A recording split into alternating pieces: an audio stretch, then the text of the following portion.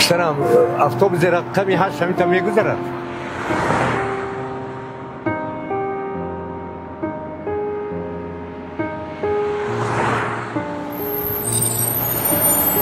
نبرای بابا شمین اتوبوس رقمی 8 چشم من نمیبینم.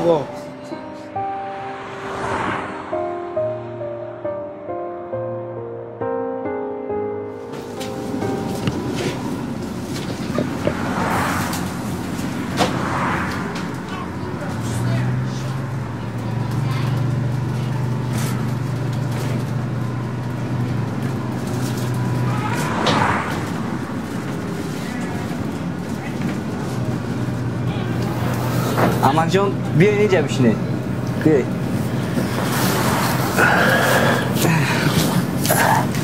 تشکر پسرم. نه دیگه نه امک جان. تشکر.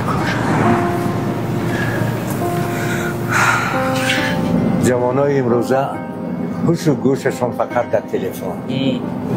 افسوس که این طور است امک جان. بسیار جوانای امروزه خدمت شما و شما برای این کلانسالان که برای وطن خدمت شایسته کردن روز تا روز فراموش کرده ایستادن. بله درست گفتی پسرم.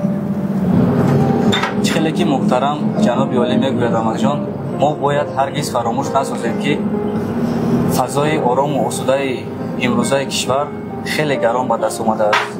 محض جانفدایی جناب عالی و جانفدایی شما و شما بر اینها بود که ما جوانان عین زمان در وطن تنج و آرام زندگی داریم و تا هستیم باید حرمت شما را به جا بیاریم. تشکر. احسن. نکویی کن چون تو را دسترس است که این عالم یادگاری بسیار کس است. بله بله بسیار شاد شدم از هم صحبت با شما.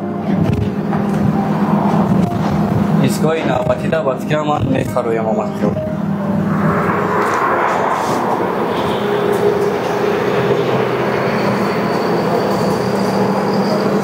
مایل شمک من رفتم. تشکر. همون عصای مرا دراز میکرده